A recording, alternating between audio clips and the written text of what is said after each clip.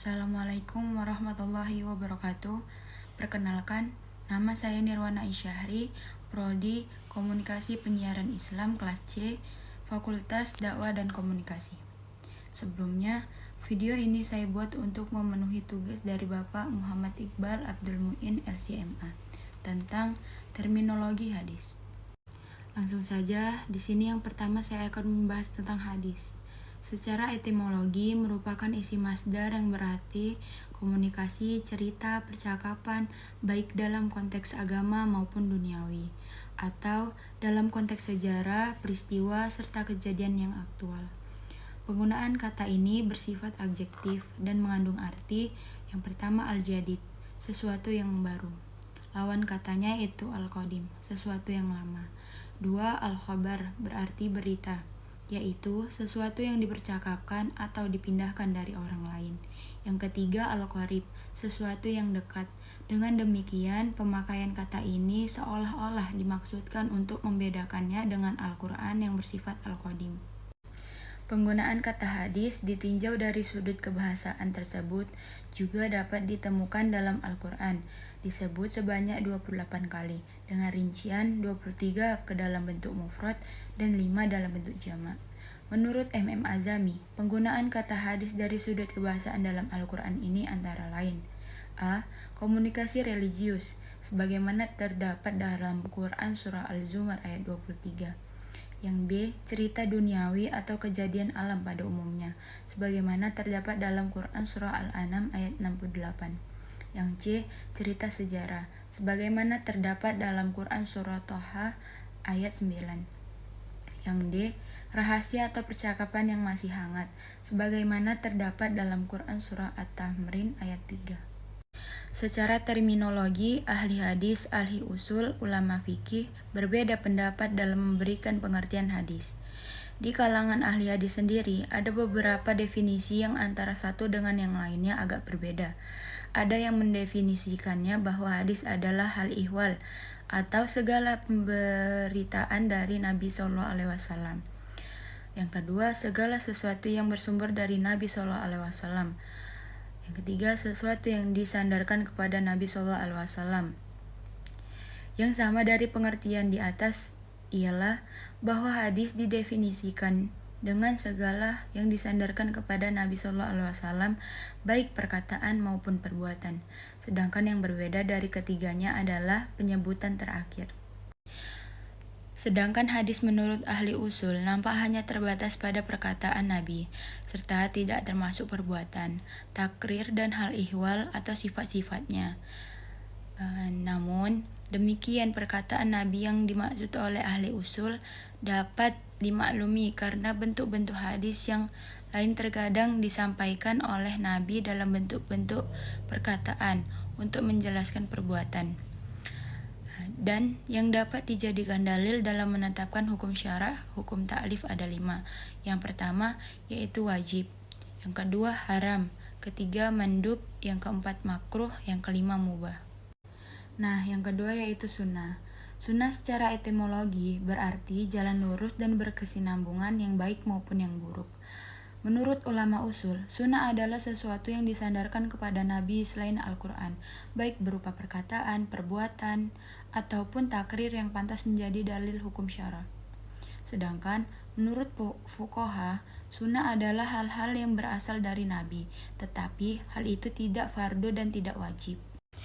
Dari pengertian di atas, tidak terlihat adanya perbedaan yang signifikan antara hadis dan sunnah.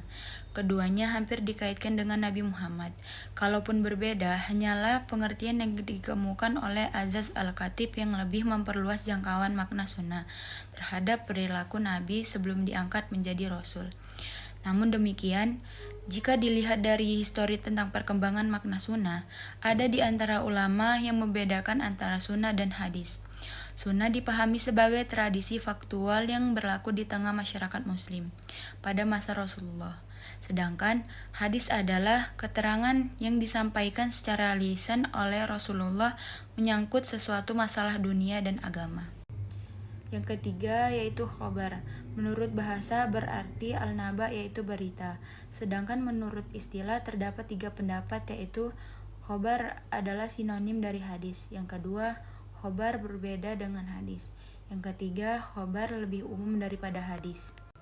Pada pengertian kali ini, hadis adalah sesuatu yang berasal dari Nabi, sedangkan khobar adalah sesuatu yang didatangkan oleh Nabi.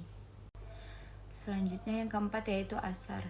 Secara etimologi berarti bakiyat al-syai', yaitu sisa atau peninggalan sesuatu. Sedangkan pengertian secara terminologi ada dua pendapat. Yang pertama, asar adalah sinonim dari hadis, yaitu segala sesuatu yang berasal dari Nabi Shallallahu Alaihi Wasallam. Yang kedua, athar adalah berbeda dengan hadis, yaitu sesuatu yang disandarkan kepada sahabat dan tabi'in yang terdiri atas perkataan dan perbuatan. Dari keempat pengertian tentang hadis, sunnah, khobar, dan athar, sebagaimana diuraikan di atas, dapat ditarik suatu pengertian, bahwa keempat istilah tersebut pada dasarnya memiliki kesamaan. Maksudnya, segala sesuatu yang datang dari Nabi, baik berupa perkataan, perbuatan, maupun ketetapan. Selain dari keempat istilah tersebut, masih ada satu lagi yang erat kaitannya dengan pembahasan ini, yaitu bid'ah. Secara bahasa, dari kata kerja yaitu menciptakan sesuatu yang belum pernah ada atau tanpa contoh. Makna ini dapat ditemukan dalam Quran Surah Al-Baqarah ayat 177. Adapun bid'ah menurut istilah adalah sesuatu yang diadakan manusia baik berupa ucapan, perbuatan, dalam masalah agama dan bukan bersandarkan pada Al-Quran dan Sunnah Rasulullah SAW. Selanjutnya saya di sini akan menjelaskan tentang kedudukan dan fungsi hadis. Al-Quran tetap menjadi penuntun kebaikan masyarakat, meski bagaimanapun kondisi lingkungan dan tradisinya. Umat manusia dapat menemukannya di dalam ajaran yang dapat memenuhi kebutuhan pembentukan hukum untuk mencapai kedinamisan dan kemajuan. Di samping itu juga, kita bisa menemukan di dalamnya ajaran akidah, ibadah, kisah-kisah umat masa lampau, etika umum, dan akhlak. Pada awal uraian ini, sesudahnya dijelaskan bahwa dari segi keberadaannya sebagai wahyu dan sumber syariah yang wajib diamalkan isinya. Sunnah sejajar dengan Al-Quran. Dan dari segi tingkatannya, ia berada berdampingan dengan Al-Quran karena ia berfungsi menjelaskan. Selanjutnya saya akan membahas poin-poin penting dari dalil-dalil tentang kehujahan hadis. Yang pertama, Al-Quran Al-Karim. Yang kedua, hadis-hadis Nabi SAW. Yang ketiga, ijma. Yang keempat, pandangan ahal al-ra'yi. Yang kelima, pandangan para fuqaha. Nah, maksud dari dalil kehujahan hadis ialah alasan yang digunakan untuk menguatkan atau mendukung status kendala dalam sebuah hadis. Cukup sekian yang dapat saya sampaikan.